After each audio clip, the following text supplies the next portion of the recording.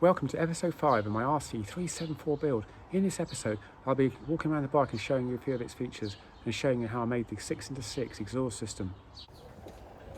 I finished my RC374 in 2017, so I'm just pushing it out into the garden so we can have a look around it and I'll show you some of its features. I made most of the parts for this bike following the pictures in this model maker's guidebook. The seat, tank and fairing are made from sheet aluminium, and I'll be covering how I made these parts in a later video.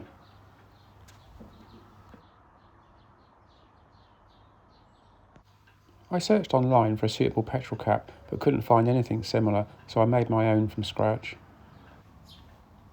I found a lump of cast aluminium that was left over from the flying Millyard crankcases, a bit of wrought tube and some bits of old Kawasaki KH250 petrol cap, and with all these parts I made my replica RC174 petrol cap. I first marked out the outside periphery, gripped it in my 4-jaw chuck on my lathe and machined the internal dimensions, including a little boss with a thread. I then gripped the part-made cap in my vise and cut round the outside with my hacksaw. And here's the weld-on stub and the cap ready for drilling together. I placed the part-finished cap on my reference book of drawings and I'm really pleased, it looks so similar. The next thing I have to do is make the release mechanism. This is quite fiddly, but I get there in the end, and eventually it snaps shut and opens with ease. With the mechanism working perfectly, I assemble the cap for the first time and it works perfect. I am so pleased and I really like the look, including all the little bits of defects in the actual casting, because the material I used was a bit of old sand cast aluminium, which is just perfect. The cap will be fitted to the tank by placing it onto the aluminium sheet and whirling through from underneath. Then it'll look just like this.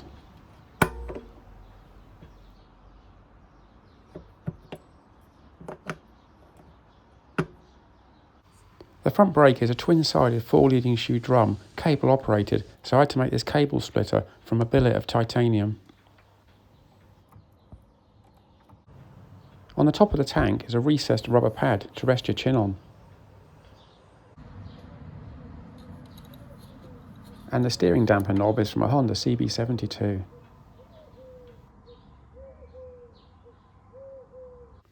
When I made the engine, I decided to keep the electric start option. This makes it so much easier to start. I can do it on my own just by pressing a button rather than using rollers. The RC374 has the option of a left-hand foot brake as fitted or a right-hand foot brake. There are lugs on either side of the frame for the cable to slot into, and just with an additional lever it can be positioned on either side.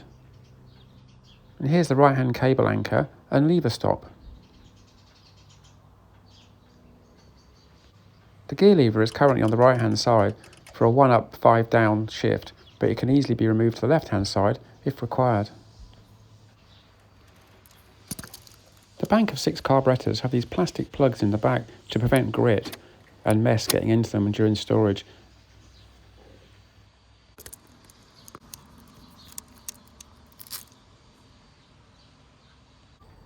The 6 megaphone exhaust system also has plastic plugs to seal them during storage. I made the 6x6 megaphone exhaust system from mild steel sheet, hand forming them and then welding them to pre-bent headers, replicating all mounting brackets so they are similar to that in my model maker's guidebook. And here you can see the 6 headers tucked in 3 each side. And here's the right hand side of the exhaust system and a view from the back.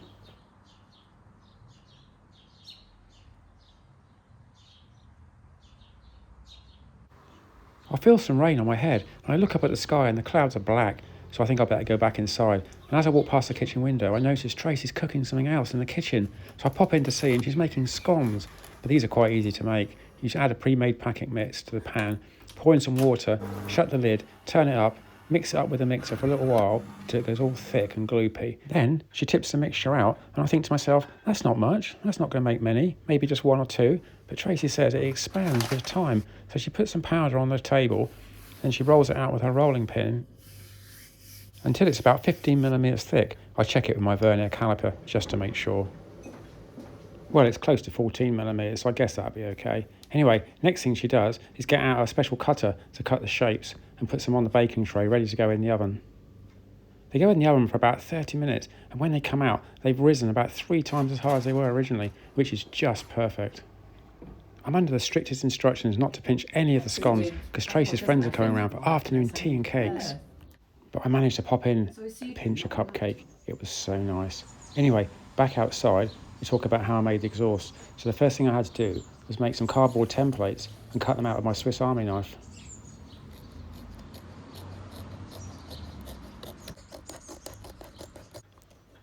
Once I finished cutting out the templates, I roll them up to check the cones look about right, and they look just perfect. So I stuck them together with some masking tape.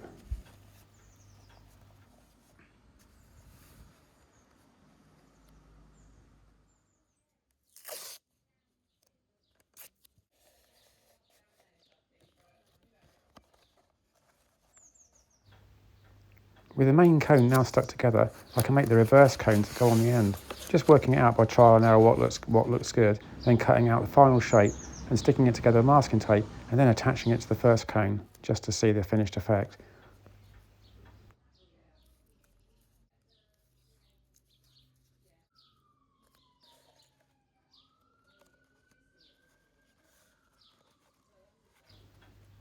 And that looks just perfect. So the next thing I need to do is transfer the shape across to some steel sheet and then start forming it into cones. The first thing I do is use my rubber hammer to start tapping the edges over around my bench just to start the initiation of the cone making process. This can take quite a while, it has to be done gradually, making sure you don't hit your thumb, of course.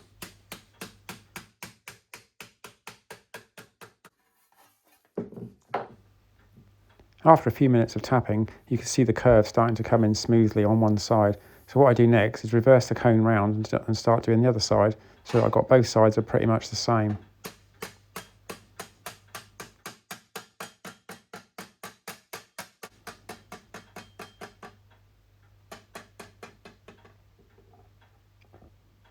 And there you go, that's looking absolutely perfect. So the next thing I need to do is put a bit of bar in my vise, grip it up really tight, and then use my hands to gradually form the metal around the bar, pushing down really hard from each side until I start the curve going. You can only get it a little way, but don't worry because you can soon use your rubber hammer to finish it off.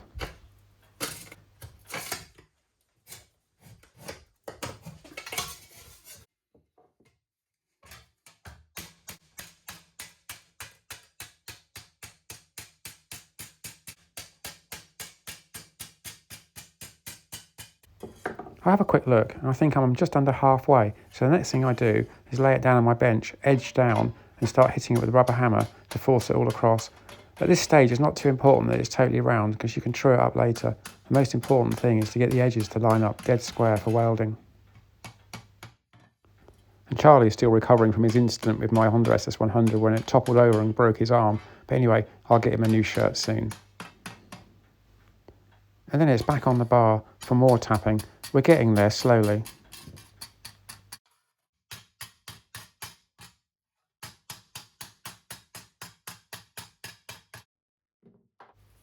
I now squeeze it a little bit more by hand to try and squeeze up the last little bit, but it's reluctant to go, so it's back to the bar for even more tapping. But it's just a case of persevering, and you get there in the end, and it's really worth it when it's finished.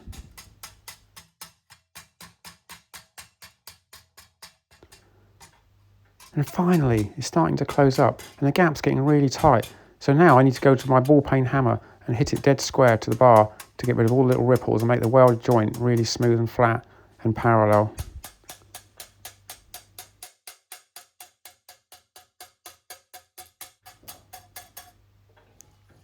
And there we go. I am really pleased with that. That's a nice straight joint for welding. I'm not too worried about it being totally round at this stage because I can sort that out after it's welded together. But what I need to do now is put on a Jubilee clip at the small end and tighten it up to draw the gap in, then squeeze in the gap at the big end and put a toolmaker's clamp on, and then I can tack weld it at both ends and then run a weld down the whole length.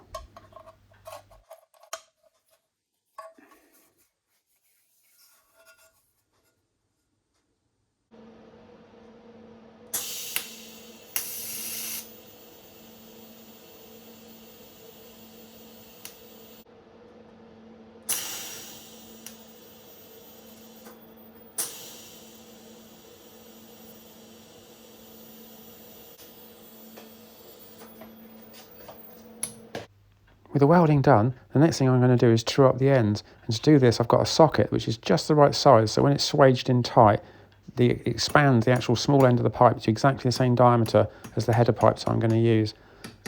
Give it a gentle tap around the outside just to make sure that it's a good fit, then tap it out and it'll be perfectly round.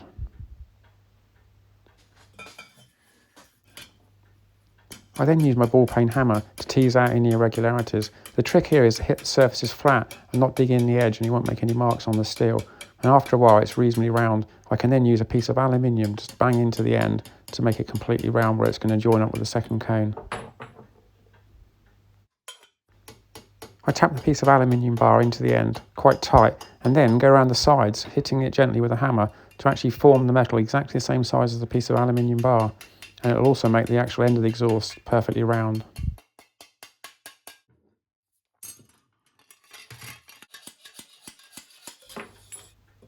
There we go. I'm really pleased with that. So the next thing I do is put the aluminium bung back in, transfer the socket to my 3-jaw chuck on my lathe, and offer up the cone to the socket and put the centre in the aluminium and grip it tight in my lathe. Then I can polish the outsides and machine up the ends to make them square.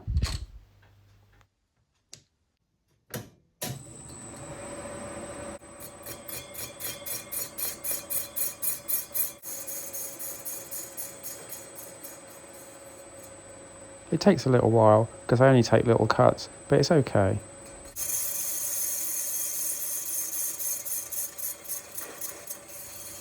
With the end face trimmed, I use a bit of 320 grade Abranet cloth to polish up the sides, and they come up really shiny.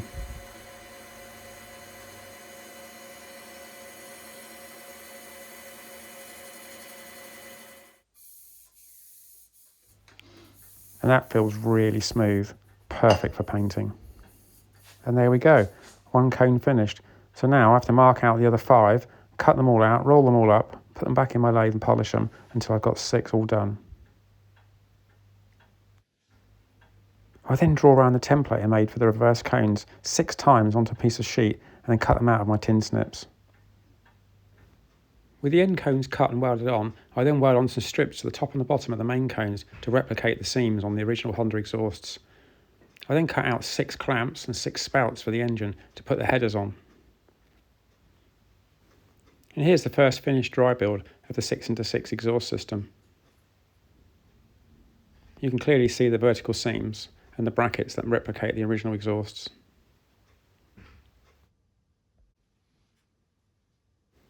To complete the exhaust system, I made 6 removable baffles just in case I want to take it out on a track because they're bound to have a noise limit. Back outside in the garden, let's show you how the petrol tank comes off. I've got a single feed pipe with a quick release coupling to the bank of 6 carburettors. I then release the little rubber strap at the back of the tank, slide it backwards off the front dowels and lift it away. With the tank removed, it's easier to see the bank of 6 carburettors and the 6-cylinder engine.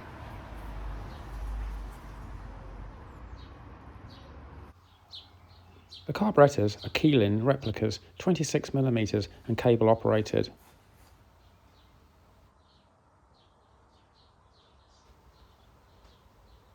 I look up and the sparrows are flying in and out of the birdhouse. It's like a takeaway service.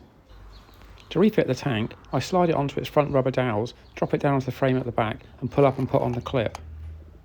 I made the rear tank strap as an exact copy as shown in the Model Maker's Guidebook.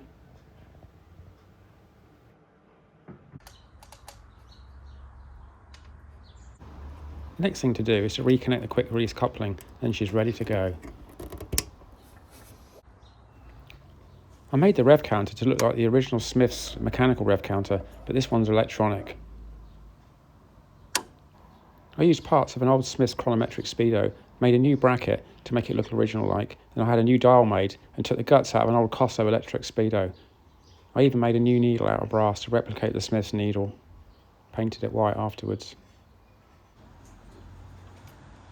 The clutch is operated by cable and I made replica titanium adjusting screws. And here's a general view of the bike from the back, over the top and down the front. It's getting really late now and I think our hedgehog Hagen is going to be coming out of his house soon, so we have to be extra quiet.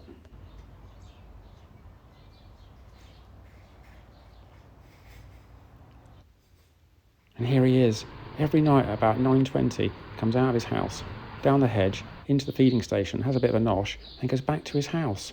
Really strange, but he's a lovable creature. And here's his little house where he sleeps. Thanks for watching the video. I hope you enjoyed it. In episode 6, I'll be showing you how I made the petrol tank, fairing and seat from sheet aluminium. Oh yeah, and don't forget to subscribe. I'm really trying to push my channel up to the next milestone.